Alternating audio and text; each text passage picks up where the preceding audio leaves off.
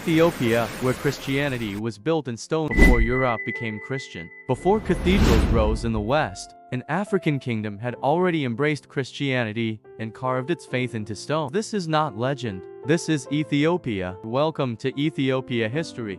Today, we explore one of the greatest untold stories in human civilization, how Ethiopia became one of the first Christian nations on earth, and how Ethiopian knowledge created architecture found nowhere else in the world. Christianity reached Ethiopia in the 4th century, during the reign of King Ezana of Aksum. At a time when much of the world still followed ancient gods, Ethiopia officially adopted Christianity as a state religion. This was not forced by empire, it was embraced. Ethiopia became Christian before Rome, before most of Europe, and remained so for centuries uninterrupted. Faith became identity. Identity became survival. While Europe passed through religious wars, schisms, and reformations, Ethiopian Christianity followed its own path. Preserving ancient biblical traditions, the Ge'ez language, early Christian practices lost elsewhere. Ethiopia didn't copy Christianity. Ethiopia preserved it. Then came something the world still struggles to explain. In Lalibela,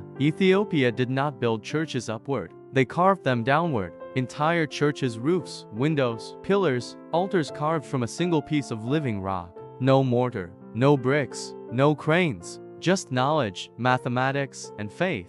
Beit Georges, the cross-shaped church, stands as proof of an engineering tradition unmatched anywhere on earth. Modern engineers still ask, how was this done? Ethiopia never wrote the answer. They carved it.